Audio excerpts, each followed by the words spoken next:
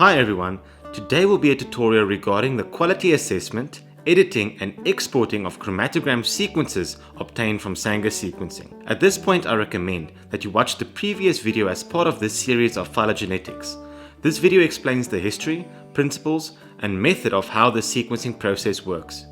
The skill you will learn today is applicable to any field in which Sanger sequencing and DNA is concerned, and it will prepare you for future applications in bioinformatics and next generation sequencing.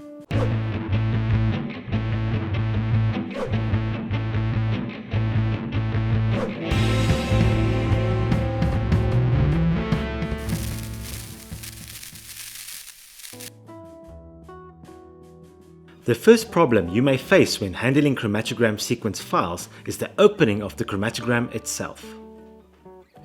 Chromatogram files are usually indicated by a .ab1 extension. The first method of opening these files is by double-clicking on the file itself, which should open on a default program if previously installed. Another method is by right-clicking on the file and clicking the option Open, which will also open in the default program. If opening the file in this manner does not work, you can open the file by right-clicking on it and selecting the Open With function. With this, you can select from any programs you have installed for this type of analysis to open the file.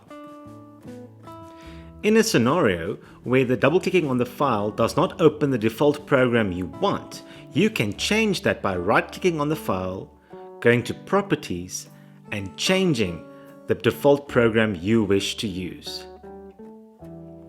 At this point, you are ready to open the file by double-clicking on the file itself, which will lead to subsequent analysis of the chromatogram. One final method to open a chromatogram file is first by opening the program you wish to use and then simply clicking and dragging and dropping that file into the empty window of that program. The result of this should clearly show chromatograms open on your PC.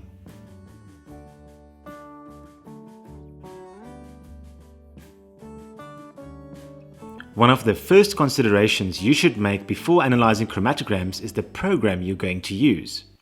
There are a variety of programs out there and all of them do more or less the same, however some are a bit more beneficial than others to use. Today we will explore 3 possible programs: Chromas, SnapGene and Finch TV. Chromas is a relatively popular program to use which I do not completely understand. Yes, it does have all the basic functionalities such as adjusting the horizontal and vertical axes and quality bars, but it's very old looking. You cannot selectively select or delete segments of the DNA, it's difficult to use, it has very limited options, and worst of all, it does not have a blast function. Having said this, what I do like about this program is the fact that it can automatically trim the ends of the sequence. Now, if you've got 1,000 sequences, this can come quite in handy, although there is a certain degree of selection bias since you will not use your own discretion to edit the chromatograms. Another aspect that I like is the enhance function using peak trace. What this does is it removes all the background noise of the sequence and makes the peaks a bit more independent and recognizable. From the Peak Trace website, you can see what it would look like with a before and after example having used this enhance function. The only problem with Peak Trace is the fact that you have to pay to use it and it can become quite expensive. Rather use your own discretion and edit the chromatograms by hand. The next program, and my personal favorite, is the SnapGene program. First of all, this program is absolutely beautiful to look at when concerning chromatograms. By coloring the entire chromatogram itself and not just the outer lines, you can clearly visualize overlapping nucleotides. By use of highlighting, SnapGene makes it very easy to identify ambiguous code within your nucleotide sequence. The program has a bunch of features which makes it a pleasure to use. For example, we can view the chromatogram in a standard format. It has an auto-scaled function which changes the peak lengths for you to make it easier to read. You can look at the raw nucleotides themselves And it has an option to show you the chromatogram nucleotides on its own, as well as information surrounding the sequencing itself. Another nifty feature that this program has is when you hover on a specific nucleotide, it shows you the position as well as the signal strength of that nucleotide. If you hold in the Alt key, it shows you the signal strength of the other nucleotides as well for that position, thereby making it easier to make a decision on which nucleotide to use in the case of a double peak or some form of overlap. Unlike Chromas, this program has a blast function allowing you to determine the identity of this unknown sequence. What I like most about this program is all its additional functionalities. For example, you can export the nucleotide sequences as a FASTA file into the same program. From here, you can view the sequence as linear or circular depending on what you have sequenced, and on it you can examine various features such as primer binding sites and restriction enzyme cutting positions. The only thing I do not like about this program is the fact that when you zoom completely out, you cannot view a condensed version of the quality bars. Additionally, you cannot view the chromatogram in its entirety without having everything squished together, which is why we're going to use Finch TV for this tutorial. Finch TV is an old dependable program to use for chromatogram analysis. Similar to Chromas, it's very old looking, however there's much more functionality and user friendliness when compared to Chromas. First of all, it's very easy to select, delete and change nucleotides, but more importantly, the quality bars remain visible when condensing the nucleotide sequence, making it easier to identify segments to remove from the chromatogram itself. Also, it has a view function which allows you to view the entire chromatogram in its totality without losing any resolution on the chromatogram peaks. Similar to SnapGene, it also has a function which shows you the nucleotides individually. In addition, it shows you the parameters that were used for the sequencing of this chromatogram. What's very important in this and any other chromatogram program is the inclusion of a blast function.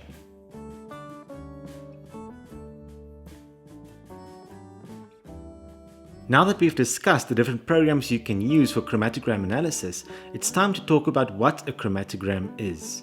A chromatogram is a chart with clearly defined peaks, each representing an individual nucleotide. Each of these nucleotides correspond with a specific color. This is where the word chromatogram comes from, since chromo is the word for color. Remember when analyzing chromatograms that the individual nucleotide chromatogram peak represents the strength of the signal for that nucleotide. It is often necessary to find a segment of DNA within your chromatogram, and therefore the search bar is such a handy feature to do so. When analyzing chromatograms, it's important to be able to adjust the scale in which to view them. This can either be done horizontally or vertically. A chromatogram also gives you an indication of the length of the entire sequence. Additionally, within the sequence itself, it shows you the position of the nucleotide. This makes it easy to find reference points when comparing sequences. One final consideration is the quality bars used to indicate the assurance that the nucleotide that's presented is the actual nucleotide that was sequenced. With Finch TV, a blue threshold line is used to distinguish between high quality and low quality nucleotides. To make the analysis of chromatograms a bit easier, the quality bars, the nucleotide positions and the nucleotides themselves can be removed. One final handy feature found in most chromatogram analysis programs is the ability to reverse complement the sequence. This is especially handy when comparing the chromatograms of forward and reverse sequences obtained by Sanger sequencing.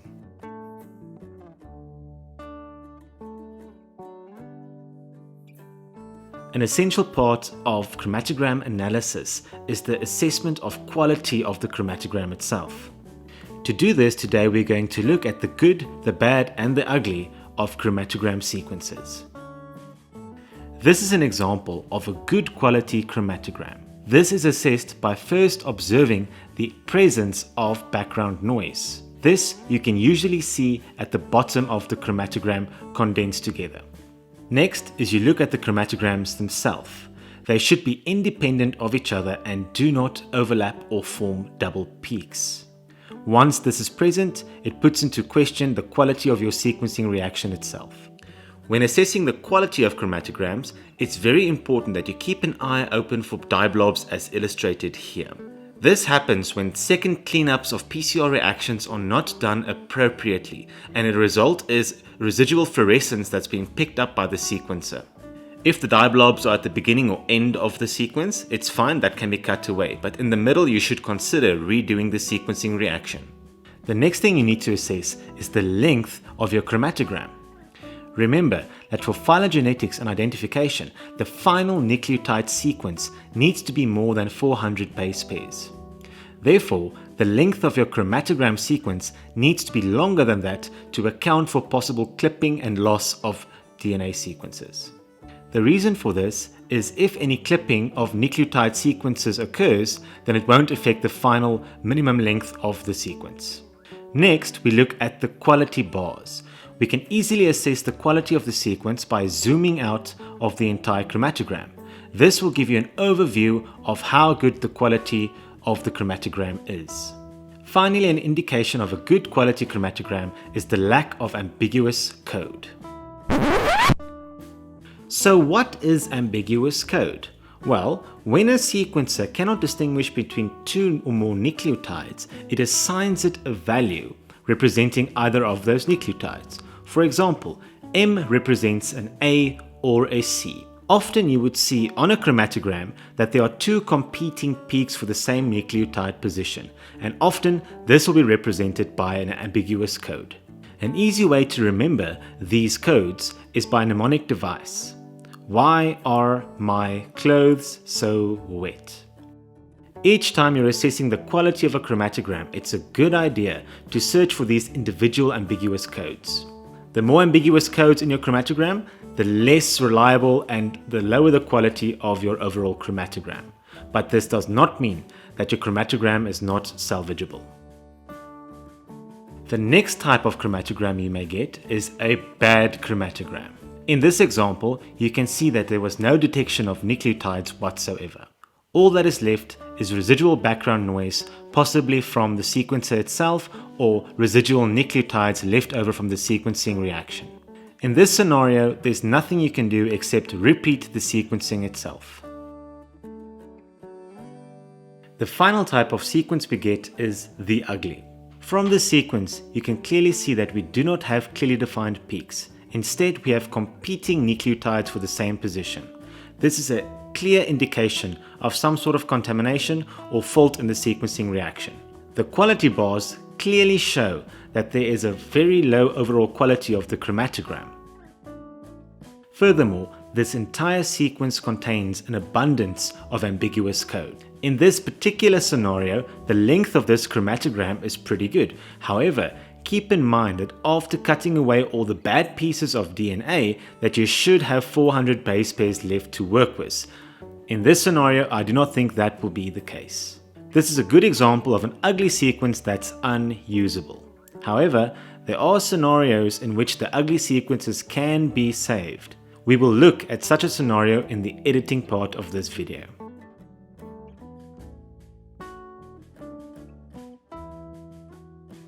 In order to edit the chromatogram itself, first the chromatogram must be opened. This should be followed by a quality assessment of the chromatogram. Just to recap, ensure that all the individual chromatogram nucleotides are independent of each other, there's no significant background noise, the quality bars are within reason, and the length is such that it can be worked with, resulting in a final sequence length of more than 400 base pairs. Practice and experience will tell you when a sequence is salvageable and when not. However, whenever in doubt, repeat the sequencing reaction. The first step of editing the chromatogram is by zooming out of the entire sequence. This will reveal the overall quality of the chromatogram itself. Note that the ends of the chromatogram are always going to be worse than the middle part. This is true for good and ugly chromatograms. By using the quality bars, clip off the left and right side of the chromatogram. Simply select everything preceding a good section of DNA and cut that away by pressing the delete button. Do the same for the other end. When trimming bad segments of the DNA from chromatogram sequences, it's very important not to cut in the middle of the sequence itself. This will lead to a major loss of DNA information, and it won't be comparable with other similar sequences when doing alignments or identification. Next comes the part of identifying double peaks and ambiguous code. This can be done by either scrolling through the sequence manually and looking for these ambiguous codes and double peaks, or you can use the mnemonic device to search for the individual ambiguous codes. Once found, assess the nucleotide most appropriate for that specific position. A good starting point is by selecting the nucleotide with the highest fluorescence, since this indicates a high detection within the sequencer. However, keep in mind it will not always be the accurate identification for that nucleotide. In some cases, you will not be able to distinguish between two individual peaks, and therefore you can leave the ambiguous code as it is. Even though it's preferable to remove all ambiguous code from your sequence, it's important to remember that for the purposes of phylogenetics, DNA alignment, and identification, that the algorithms usually keep these ambiguous codes in mind. The downside is the more ambiguous code you include, the less accurate and reliable these processes will become. Once you have chosen the appropriate nucleotide for that specific position, simply click on that position and change the ambiguous code to a nucleotide. In this scenario, always use a lowercase letter. The reason for this is when you refer to it back later, you will know where you made changes on the sequence itself. Continue doing this throughout the entire chromatogram until the entire sequence is void of ambiguous code. In the past, I've been asked quite frequently about the biased nature of editing chromatograms. Yes, it's true, editing chromatograms based on your personal perspective of the DNA sequence, it's not good for prosperity. For instance, if someone else were to do the same editing, they would perhaps end up with different results. This is why it is so important that when editing chromatograms and when performing sequencing reactions that you work with replicates. For each sequence, include at least one replicate. The reason for this, a segment of one sequence might contain high quality nucleotides while its replicate will be low quality. The comparison of which will tell you which nucleotide is the true nucleotide for that position. Of course, the more replicates you have, the more accurate the analysis becomes and the less biased. In this example, we have an alignment following the quality assessment and editing of the chromatograms. As you can see here with these two replicates, the one is a high quality replicate and the other has the ambiguous code that was changed by the editor. In most cases, the high quality sequence is used to confirm the identity of the nucleotides, and in other cases it shows the true identity of unknown nucleotide positions. Once you have completed the editing process, remember to glance over the entire chromatogram one more time in order to identify any uncertain peaks or nucleotide identities. Also, make sure that the final DNA sequence after editing has nucleotides more than 400 base pairs.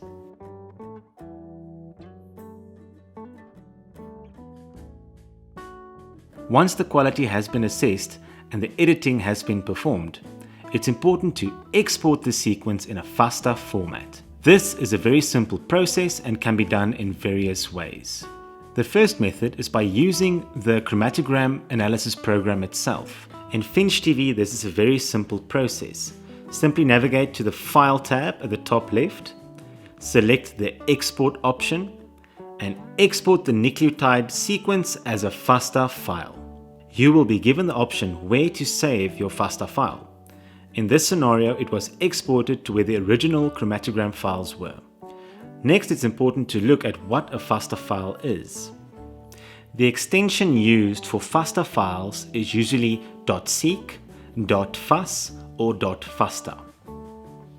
Text files are also usually compatible with most programs, but just to be sure, after you've edited everything in a text file, change the extension to FASTA. FASTA files are essential in the analysis of DNA for any type of platform. A FASTA file can be recognized by the larger than sign at the beginning of a new line, followed by the name of the sequence in the same line. The next line will contain the actual sequence representing that organism. The next method of exporting the nucleotides as a FASTA file is by making a new text document. At the first line, make the larger than sign, followed by the name of that individual sequence. In the FinchTV program, simply select the entire nucleotide sequence by clicking anywhere within the window and pressing Ctrl A to select all nucleotides. This will exclude the ones that you have clipped on the edges. In the text document you made, simply paste the sequence in the line following the larger than sign. With this method, you can add multiple sequences in one file, keeping everything tidy and easy for subsequent analysis. A final method of exporting the sequences, and my personal favorite, is by creating a comma-delimited file or comma-separated file. You can do this by opening an Excel file and saving it as a CSV file. In the CSV file, create a column called Sequence ID. These will be short identification names used to identify your individual chromatogram sequences and their finished products. Create another column called Sequence. The good thing about using this method is you can add as much meta information as required. For example, you can add another column called Isolate ID, which was the original name you gave for that isolate you used. Once that information has been filled, again with the previous method, go into the FinchTV program, copy the entire nucleotide sequence, and paste into the sequence cell corresponding with that identity.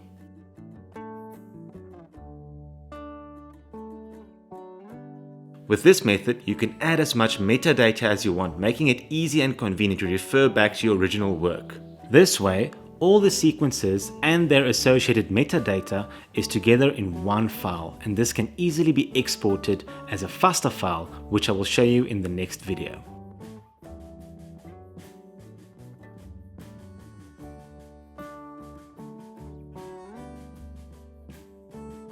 Alright everyone, that brings us to the end of our video.